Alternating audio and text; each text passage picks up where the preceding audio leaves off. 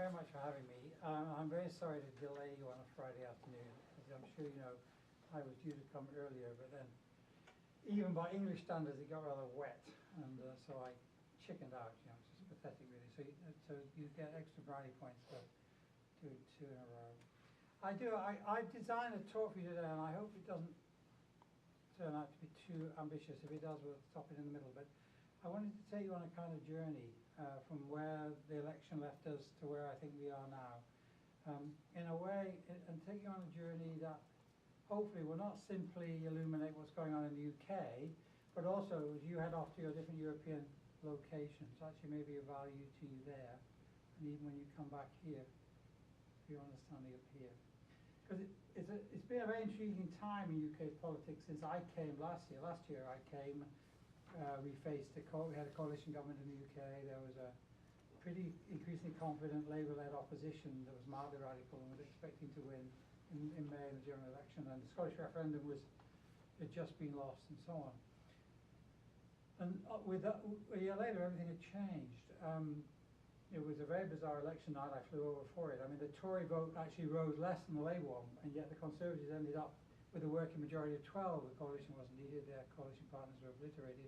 And so also, in fact, was Labour in Scotland. Scotland, we went to Glasgow thinking there'd be an SNP Labour Party negotiation going on up there, but on the contrary, the place was simply full of drunken Scots celebrating the fact that they'd actually swept the SNP to power in all but one of their constituencies. And that left the Conservative power in London.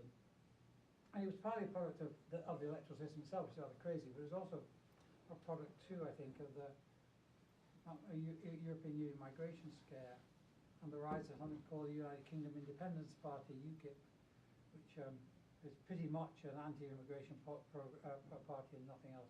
And that took a chunk of votes away from Labour and its working class heartlands.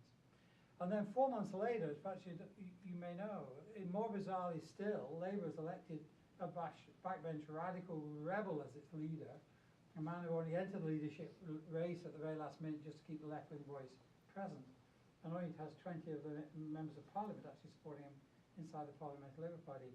And he is genuinely a Bernie Sanders phenomenon. I mean, he's in age, in gender, in charisma, he has absolutely none, you know. And in programme, which is old. And yet, in fact, he swept power on the basis of a significant youth mobilisation of 1,000 new members joined the Labour Party after the election. Part of that generalised frustration with politics is normal that we're seeing on both the left here with Sanders and on the right with Trump and Carson, God help us. So he got 61% of the vote. He got 85% of the new members' votes. He completely swept everybody away. And I absolutely adore him. For two reasons. One is that, broadly speaking, I share his politics. And secondly, he's older than me, which is really cheering. You know? But there seems to be the last throw of the baby boomers, which is fantastic.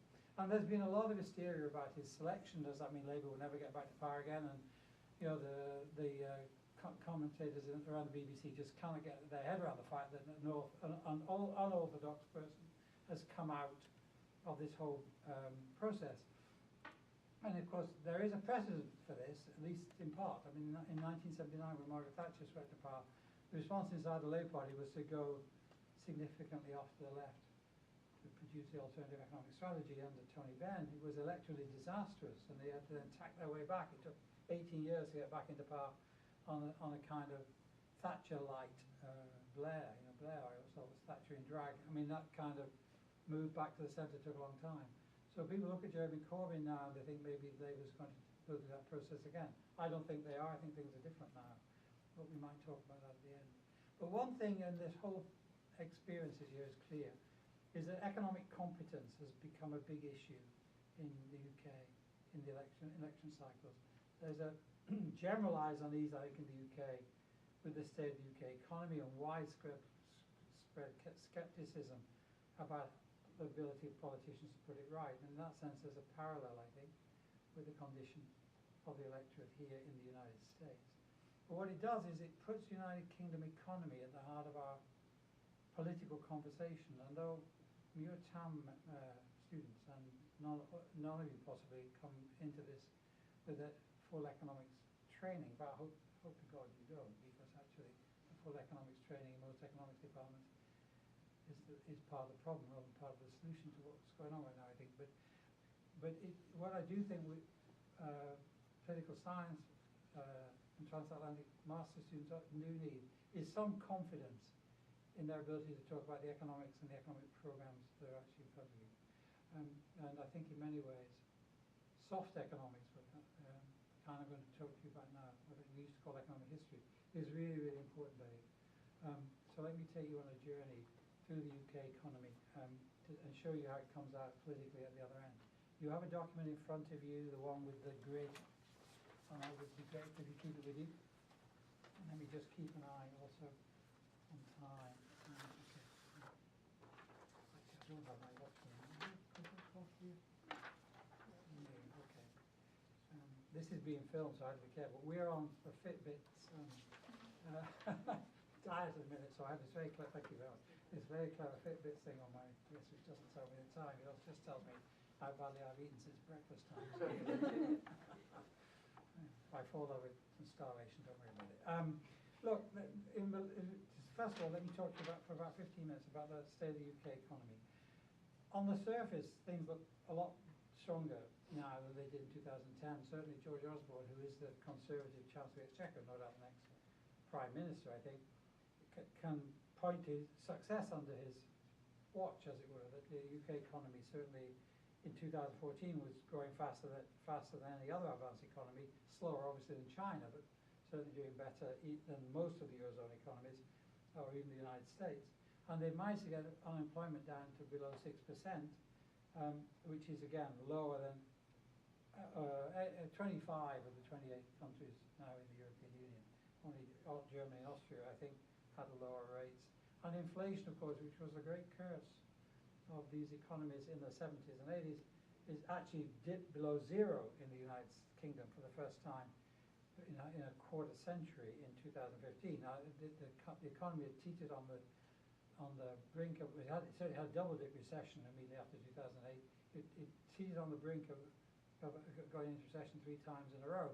So actually to pull out in the fashion makes the thing look rather strong. And in terms of the superficial conversation in the UK, George Osborne is always saying that the Tories and the Tory coalition was really successful. But what the top box in that sheet you have in your hand would suggest, on the contrary, if you look underneath the surface, there's some pretty troubling things going on. In relation to the employment record, just to do a couple very quickly, a lot of the forward unemployment is actually a remarkable growth in self-employment in the United Kingdom.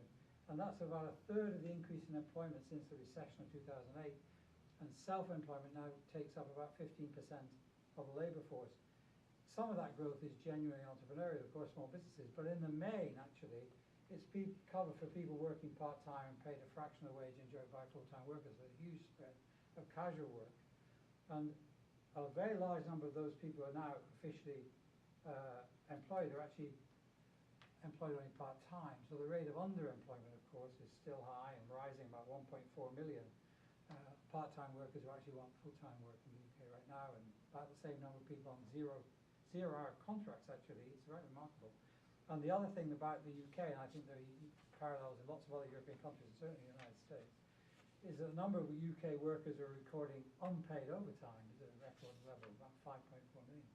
And that certainly includes every teacher in the land, and both continents, I think, school teaching in particular, very vulnerable to this. And of course, the young hospital doctors are threatening to strike because the hours that they're being put into. And the coalition government is deliberately cutting public sector employment. They've already got rid of almost 750,000 public sector jobs since 2010. So there's a lot of hidden unemployment. That's the first thing to say. What goes with, of course, is constrained living standards, which is a polite way of saying wages haven't gone up, and they haven't gone up. British workers are actually suffering the longest and most severe decline in real earnings since the middle of the Victorian period. You've got to go back to the 1860s for a drop as prolonged and as deep as it has happened in the UK since 2008. So I mean, we could, again, the details of this we could do too, and I will do in a second a bit more. But I think what is true in the United Kingdom, as it is true in the United States, everywhere else really, is that 2008 recession, which was happening when you guys were what, just going into college or just something? in your lifetime, isn't it? But the first thing probably hit you. That has thrown this huge shadow forward. And when you get mad at your parents for being your parents, as I'm sure you do on a regular basis, the thing you really ought to tax them with is not spotting the financial crisis of 2008. I mean, it just came out of left field and has really put everybody into a terrible pickle. Well, it's certainly hitting living standards in the UK. I mean, living standards in the UK now are beginning to rise again, but they're still not back up quite to the 2008 level. People's real living standards are about 2007 now. Now, not everybody's wages are doing that, and of course one of the things that's happening there is here, because it's the wages of young workers that are being particularly squeezed and knocked down. So there's a generational thing as well going on, which we need to look at. And then there's several other problem areas, which I just want to take you through, because collectively they set the agenda, and I think we just have to realise that they're all in play at the same time. I mean, until 2008, virtually nobody ever thought about housing as a problem. It often was a problem. Nobody talked about it, not in political science courses, on political economy courses. My God, they talk about it now. I mean, the business investment and which went down began to pick up in 2014 in the UK, and so did house prices. I mean, the danger of another house price-led credit bubble, as it were, is actually pretty evident in the data in the UK. People are very worried about the fact that we might be going back into another period in which personal debt, using your house as an ATM machine to get more money, is coming back into vogue. And certainly, as I know from family experience myself, it's not just first-time buyers who are being squeezed out of the UK housing market right now.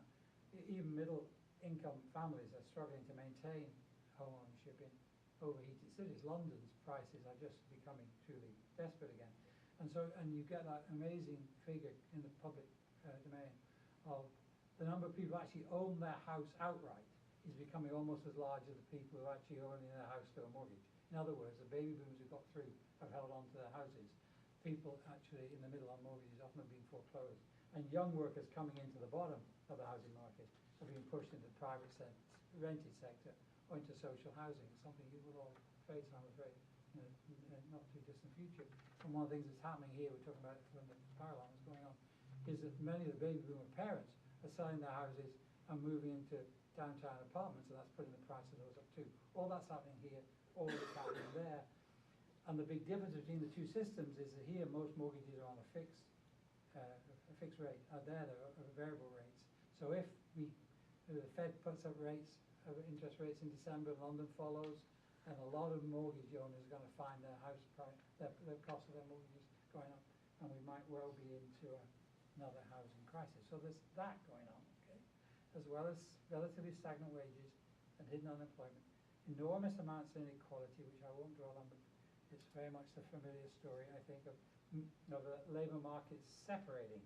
So there's a lot of, not a lot, several high-paid professions, particularly around finance, but a lot of service jobs where wages are quite low, and that gap is opening up, and so on. And because of the fire alarm, I'm not going to hold you too long. I won't go into this as much as I might, but one of the things that's certainly happening in the UK is that the Conservative government under George Osborne is actually implementing what the Republicans talk about in their presidential debates, right, candidate debates, and that is cutting welfare for the unemployed in order to force them back into work. And so the Labour government has spent a long time putting tax credits out for people with children, for people in low pay, for people on state pensions, so that there was effectively a much higher minimum wage for everybody. That was a socialism by stealth strategy of Gordon Brown. And the Tories are now cutting that back so that, the figures are by me, we'll talk about later, there's a huge political row going on in London now inside the Tory party as well as between the parties about whether George Osborne has stepped over too fast, too quickly. And the House of Lords last month took the unprecedented step of refusing to pass a finance bill that had these proposals in it. Now, the last time they did that was 1910. It caused a political crisis that ended the rights of the House of Lords, and 7 years later, the Bolsheviks overthrew the Tsar. Now, I don't think it's going to happen this time. I don't think the Bolsheviks are going to overthrow the Tsar, unfortunately. But there certainly is this real sense that, even amongst conservatives in the UK, this attack on the poor has gone too deep. And let me say to you too, in relation to that, something for you to watch as you travel across Europe later on. I'm very struck by the difference in political cultures on this side of the Atlantic to that side of the Atlantic. I'm sure you are too. One of the things that's evident in the British case is there doesn't seem to be a lot of anger about austerity. People have bought the argument government spending needs to be cut. It actually doesn't, but I don't think. But nonetheless, that is generally accepted. But what offends people deeply is the notion that the cuts might fall unevenly and unfairly. There's a huge sense in the UK that if cuts have to be made, the rich should pay more than the poor. And that, I think, is a huge legacy of social democracy. It will be there in Sweden, but I'm sure it will be there in Germany. But in North Carolina, I'm not so sure. I think there's a very great difference in people's attitude to the poor in this country, partly, of course, because of questions of race and ethnicity. Now, three others, very quickly, and then I'll move on. You see the work-life balance problems, they're endemic, I think, to all the capitalist countries, but particularly acute in the British case, because we are entering women, particularly women with children, married women with children, into the paid labour force has been the major thing that has raised living standards in the UK when wage rates have remained flat as they have. So in fact, what's happening now is that the tensions, and you will all, I think, live this at some point in life, most of you anyway, the tensions of trying to combine two full-time jobs with children and an adequate private life. Those things are under terrific pressure. And the cutbacks in childcare support, the cutbacks in public sector employment, large numbers of whom are women and so on, is having a very serious effect in the United Kingdom right now. And then the two others, which are, in one sense, are more recognisable ones. This economy runs a massive trade deficit. It's like the US. I mean, it lives on borrowed money. The trade deficit of the United Kingdom is currently 6% of GDP. And so it only survives and balances its books by attracting short-term finance capital into London and so on. And its politicians recognise well enough that's because the manufacturing sector is too small and insufficiently competitive. So there's a long pressure on that, a lot of policy around to try and deal with that. And then finally, this thing, which may seem to you dull, but actually is the core. The United Kingdom's productivity record is very poor. The coalition government between 2010 and 2015 in London presided over the economy with the weakest productivity record of any government since the Second World War. And GDP per hour in the United Kingdom is currently 17% below the G7 average. For all kinds of reasons, which we'll talk about later possibly. The UK economy has undercapitalised its production processes, so that its workers are not generating as much per hour as they are elsewhere. I mean, one of the classic debates, I'm sure you're familiar with it, is about the French. The French do a 35-hour week. How could anybody do a 35-hour week? And they all retire at 27, don't they? So they don't actually, all that stuff. And they drink all that wine and eat that terrible bread. Isn't that great? In fact, French GDP per hour productivity rates is just so much higher. And when you have very much higher productivity rates, then of course you can do many things with them. Productivity per worker has gone up in the UK. It went up in 2014, but it went up by workers working longer hours, not by getting more output per hour. It's a huge problem. So you see, you can quite quickly build, and with more time I do it more slowly, but those will be the headings, I think, a series of surface issues in the economy that leave a political agenda for governments of the European kind that are expected in these days to solve economic issues as the main thing they do. And so it becomes important, A, to look at what's on offer from the centre-right, and now in power from the Conservatives alone. But it also becomes important to look at what's on offer from the alternatives on the left, and we'll see whether those are both credible and viable. So the question is, how do you move from looking at those kinds of issues through to looking at being able to say at the end that the packages that are being offered by the parties are the right packages that people should actually vote and support. And the normal way of getting from the first point to the end isn't working anymore. And I want to talk to you a bit about what, in fact, has been going on there, so that you can understand why I'm going to take you in another direction in a minute. So if you just for a second, just for a second, just hold that economic data set on one side, mate, and let me talk to you more generally about left-wing politics. And say this to you, that, since 1917, the left in Europe, and globally, but certainly in Europe, has been split between social democrats and communists. I mean, that post-1917, the left actually divided. And characteristically, what social democrats, parliamentary socialists as it were, Bernie Sanders as well, actually did and do is to combine a relatively under-theorized account of why the economies they're in are not performing well with a much more developed exploration of the immediate concerns of the electorate. So they use focus groups, they find out what the electorate want, they try and tailor their programs to what they, in fact, will immediately get votes. The problem with that for the centre-left is that the electorate that they're facing is disproportionately influenced by political formations that are not centre-left, much more conservative. So in general, particularly at the margins, you're chasing conservative marginal voters, so there's the tendency, as it were, to pull the programs away from the level of radicalism that the centre-left might think is necessary towards a more moderate form of radicalism that's electorally acceptable in marginal constituencies in the short term. Now the Communist Party, on the other hand, did not do that.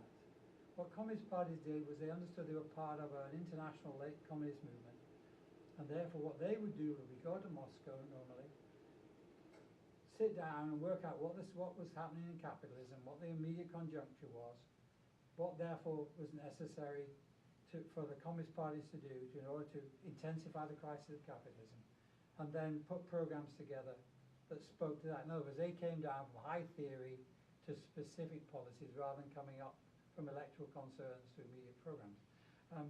The tragedy of that was, of course, that very quickly the Communist parties found themselves servicing the degenerated Soviet state.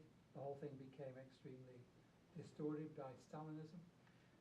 But the one thing Communist parties would not do was tailor their programs to the vast mass of people who they might vote for them, because they subscribed to a view that they were only interested in the advanced sections of the class. And that meant that people agreed with them, right? And everybody else was backward. And so, in fact, this became a perfect recipe for having very few members and no support, right? Which is why, in the end, the Communist parties fell away and social democracy prevailed. But the tragedy is that the method they had is actually the one that we all need to have ourselves. That is, we need to know what the hell's going on, why it's going on the way it is now in this particular place, how it's impacting on people in this particular place, and then what's the policy that can come in and deal with it.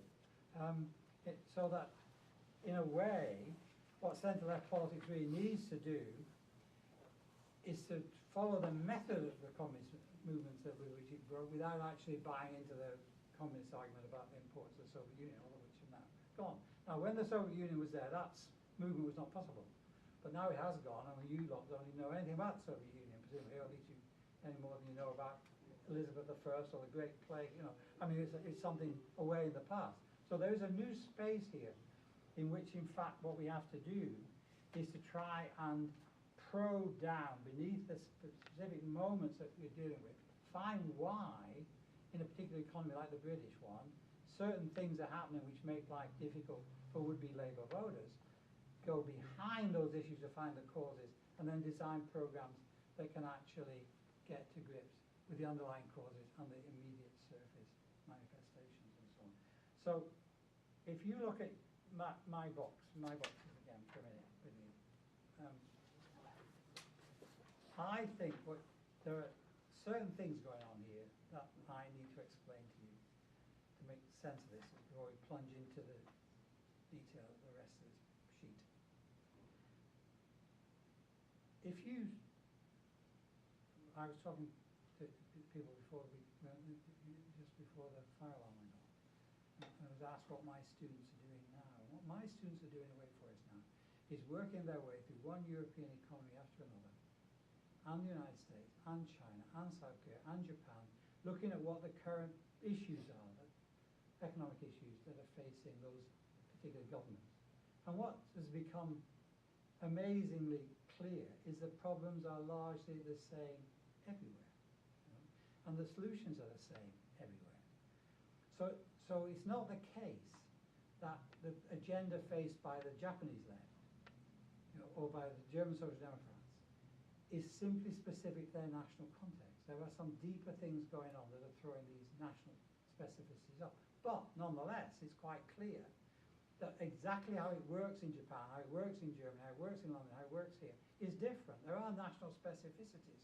And those national specificities are normally not accidental. I mean, there are some accidental ones. I mean, for example, the earthquake in Japan and the tsunami, which completely destroyed, you know, the nuclear program and so on, shifted Japanese politics away in a way you could not anticipate.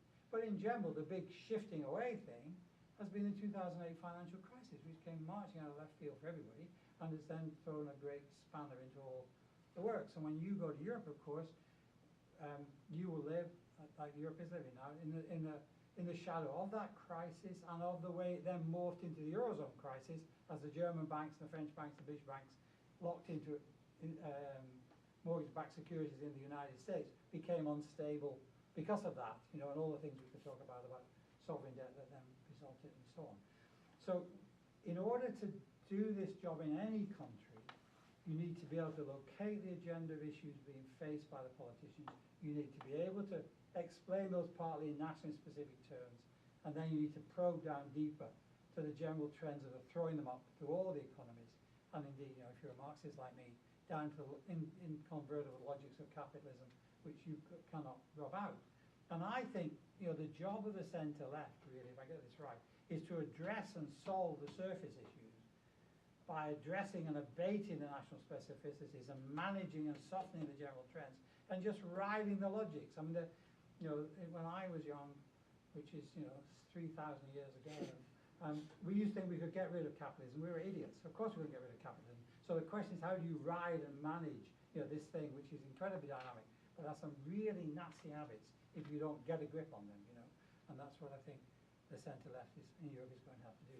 So let me take you a little bit, in the British case, down these specificities in general terms and show you how that then illuminates the options that are on the table in London now, and how you react to, how they should be reacted to. The national specificities, which are in the UK case, are remarkably similar to those here in the United States, because both of them come off their particular country's global past as imperial powers. But the things that everybody shares that don't relate to the imperialism of Britain in the past, or arguably the United States now, the thing that all the economies share, these general trends, have come into existence because of a change in the global economic order in the wake of the collapse of the Soviet Union. There used to be a pretty stable international order from 1945 through 1989 of a first world, a second world, and a third world. The first world of capitalist economies led by the Americans, a Soviet bloc control from Moscow or Moscow and Beijing as the two began to diverge. And a third world of colonies and the previous colonies that they fought for, and that, broadly speaking, supplied raw materials and cheap labor of intellectual use. Well, that's gone. And now we're in a much more generalized capitalist global universe, which is amongst other things, putting great pressure on the welfare states of Northern Europe that were created in that earlier period when you could rely on the Chinese peasants starving to death and the Africans staying quiet and so on, and you just had enough capital and labor to negotiate in them. Of the national specificities, the two that are particularly important in the UK case that come off its imperial past are the unbalanced economic development sectorally and regionally, and the weight of the military-industrial complex in the whole UK economy and political system.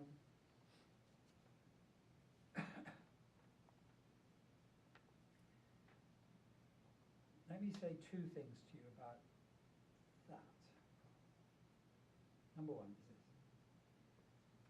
These problems, these nationally specific problems, have been recognised in the UK for a long time, probably since the late 1950s actually. And there have been different attempts to resolve them. For those of you who know your UK politics, you'll know that the New Labour period in power in 1997 and 2010, which was almost entirely led by Tony Blair, is known as the third way. Right? They were third way politics. And that tells you there were two others. Right? You know, there was a period of very serious economic planning modelled on the French from 1964 to 1979, what they call a corporatist period. The Brits tried to mix the French indicative planning with kind of Swedish trade union and business, coalition negotiations and so on. There was a second period under Margaret Thatcher from 1979 rather, to 1997, which went exactly the other way, tried to release market forces ferociously into the British economy in the hope that it would modernise itself.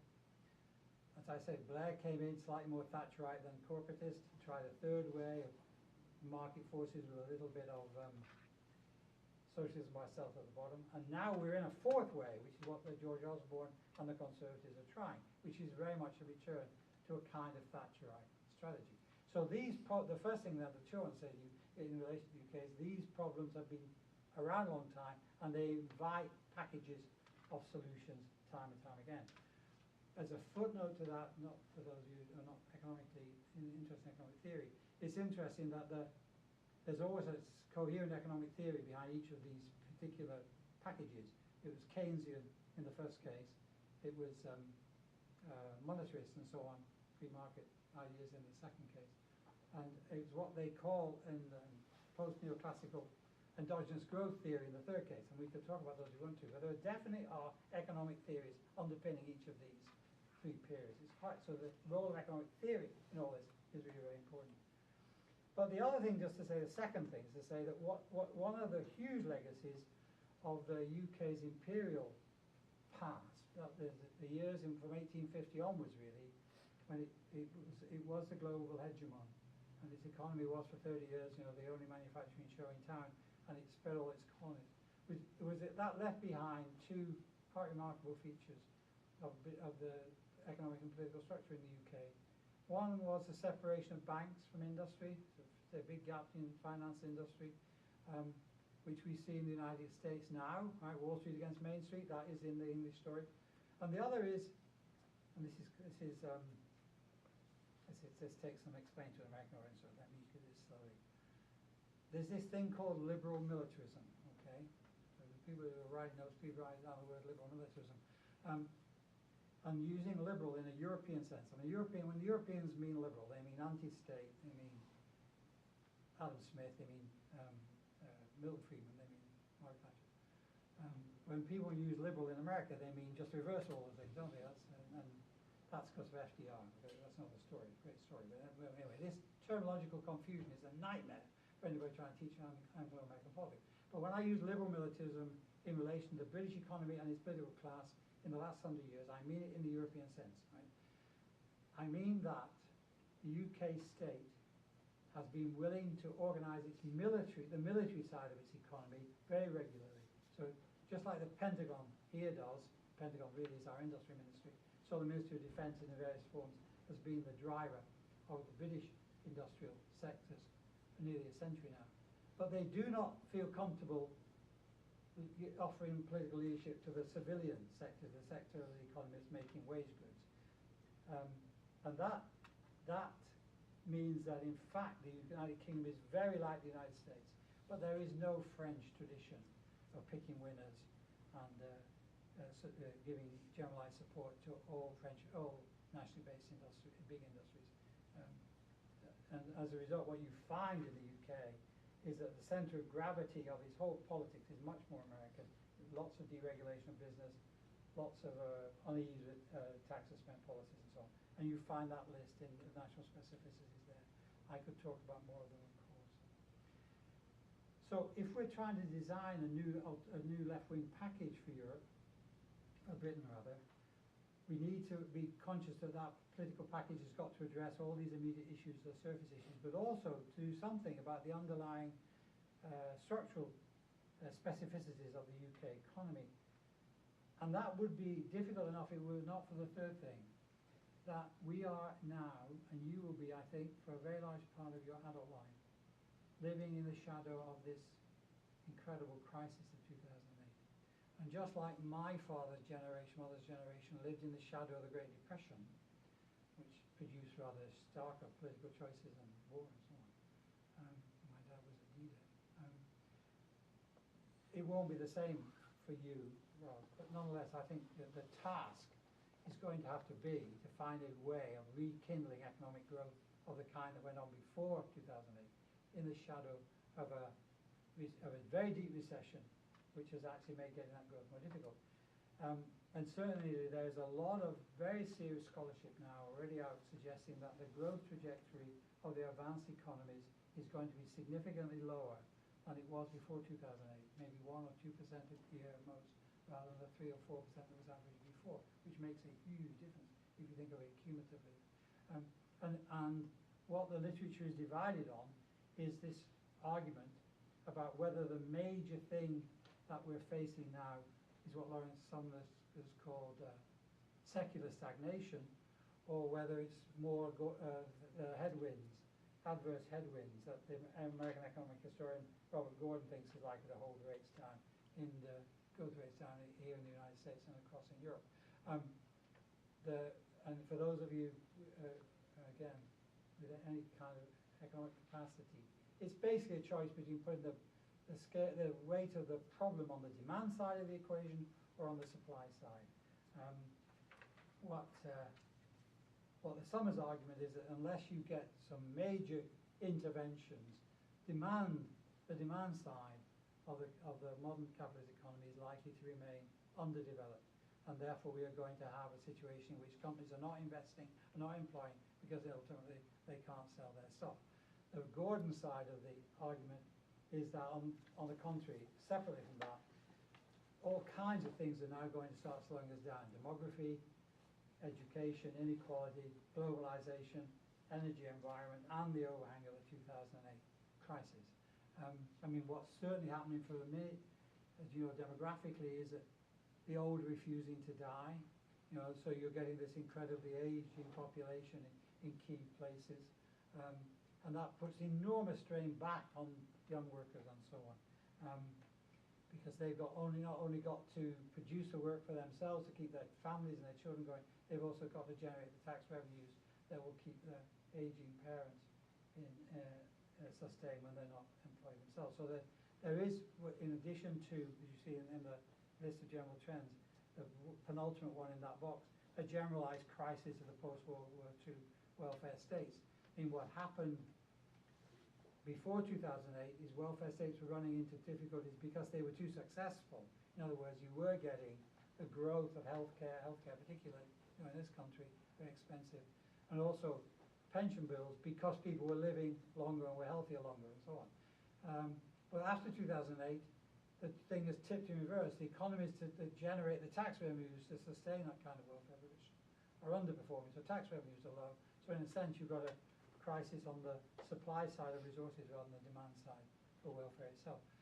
Either way, it's quite clear, I think, and that on this one, that the kind of post-war World War II settlement of welfare that sustained the Western European and even North American welfare states for 2 generations is now going to be increasingly difficult to replicate.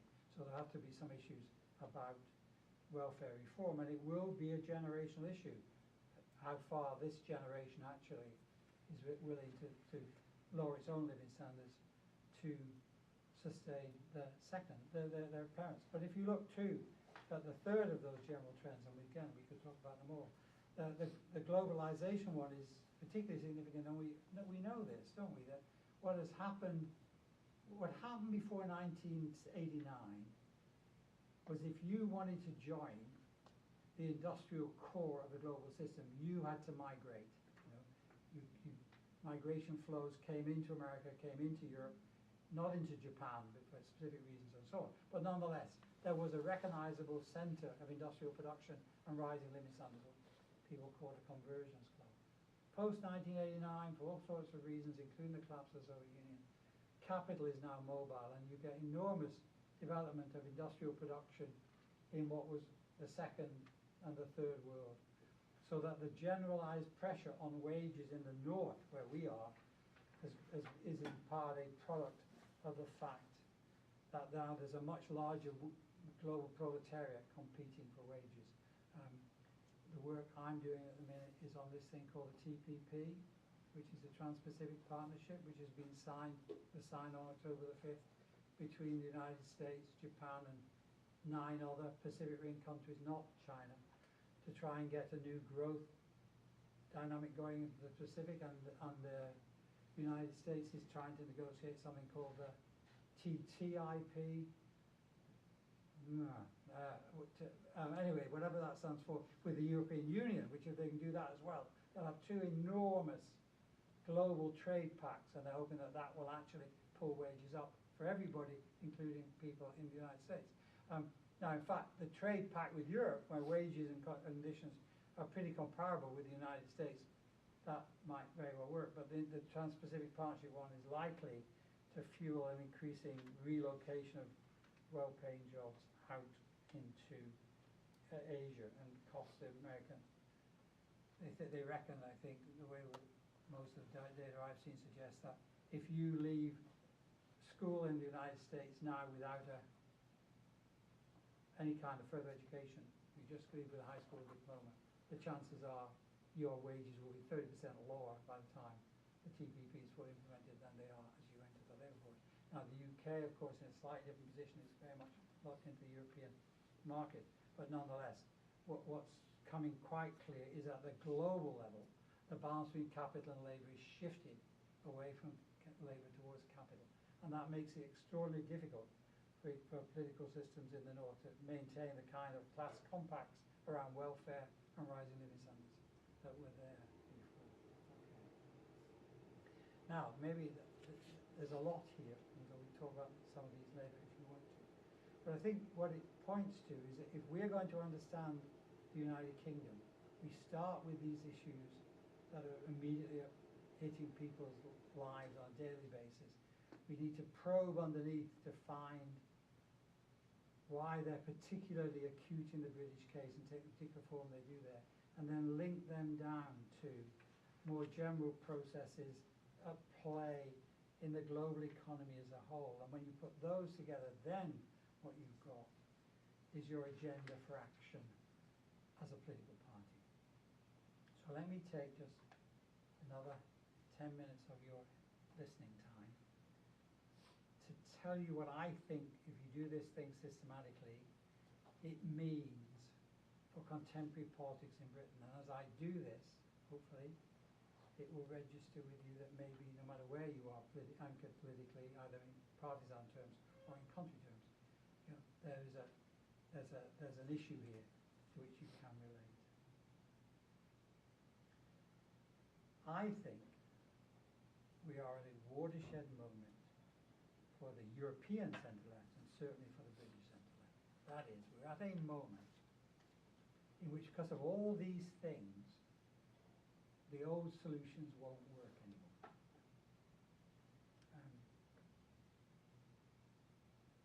Now, to make that case, let me just talk to you for a minute about the conditions surrounding the old solutions. Before 1973, the Labour Party was, indeed until 1979 when it lost power, the Labour Party in Britain was committed to a Keynesian politics of tax and spend. The government would come in on deficit, stimulate the economy, and then out of those tax revenues from the stimulated economy, pay off its debts. And that was based on the rising labour productivity that was released into the UK economy and indeed into the American by the spread of semi-automated production systems after World War II. In other words, it was based on what the literature calls Fordism. It is one of the most remarkable things about the whole post-war story, that productivity soared after World War II. And so there wasn't a return to the horrible living standards of the pre-1939 period. I mean, I always say to my students that there are 2 crucial things you've got to do. One is to pick your parents with incredible care, and And the other is to get your timings right. You know? And with Wake Forest students, they've all picked their parents with incredible hair. Thank God, Alexei. But their timing's terrible, terrible. You know, I mean, they are coming out in the wake of the recession. I mean, the only person whose timing was worse, I think, was my father. My father was born in 1915. He came out of school in 1929 when the Great Depression happened. By the time he was 30, Hitler was trying to kill him. You know, and by the time he didn't get out of this thing till he was 40. You know, and by then living standards in England were terrible. But fortunately, delayed having me, thank goodness they did. And the baby boom was a huge beneficiary of this 40s period, you know. When we graduated, it was which job did you take? You know, not can you get a job? You know. The 40s thing never worked as well in Britain as it did here because the factories were too small and so on, but nonetheless, it always worked there, right, as well. And then, of course, the problem is labour productivity is stabilised in the 70s, and all this government spending is going on, and instead of it generating more economic growth, it produced massive inflation. I mean, there was a moment in 1975, before your time, and I was a young assistant professor, they call it here. I had 3 children under 5, which was rather foolish, but nothing to do with them. And inflation was running at 33% a year in the UK in 1975. The railway workers went on strike because they were only offered 29%. It was a wage cut. And in fact, they were going to freeze academic salaries as an example for the rest, but thank God they didn't, you know, because it would have wiped us out.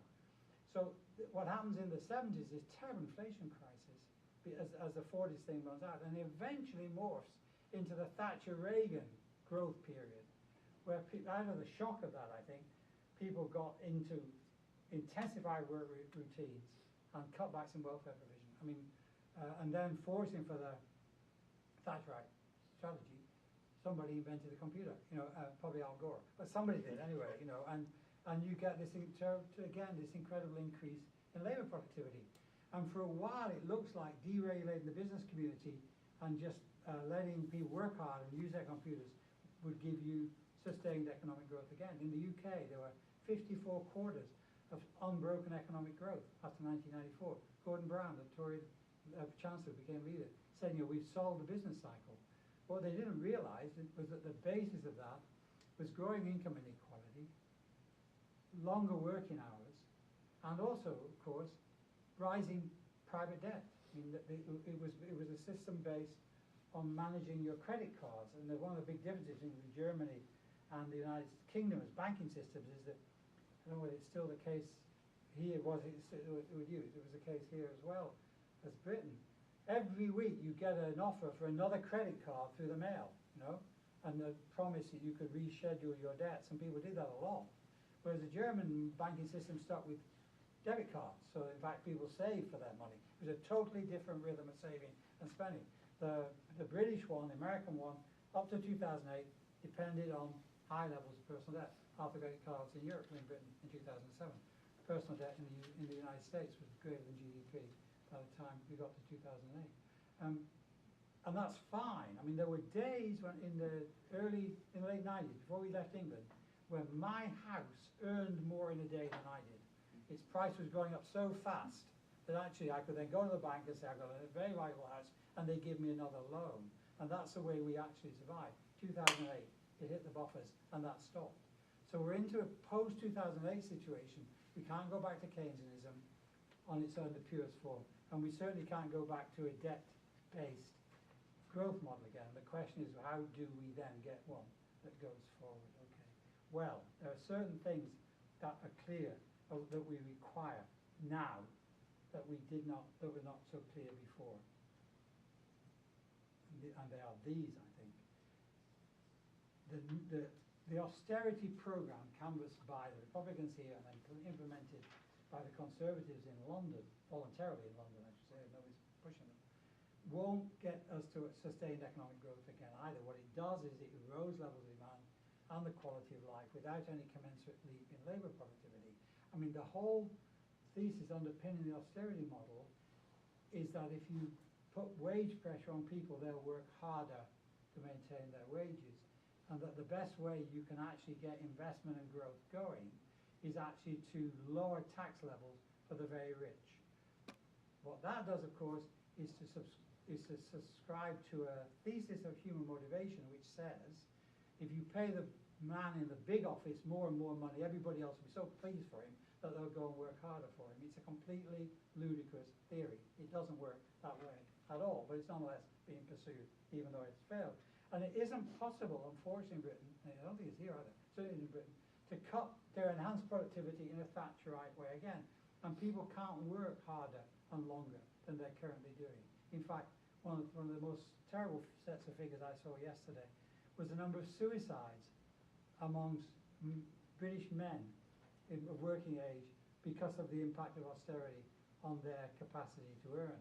And I don't know whether you saw last week that figures produced by Angus Deacon, the new Nobel Prize winner for economics, that in fact life expectancy is going down amongst white male workers in the United States, the ones without degrees, because they're living 3 years less than they did a generation ago, primarily because of drugs, alcohol, and suicide. You know what I mean? So things, you just can't push people harder and harder without something going wrong. And in fact, in the British case, the austerity measures brought in 2010 pushed the economy down to another recession again.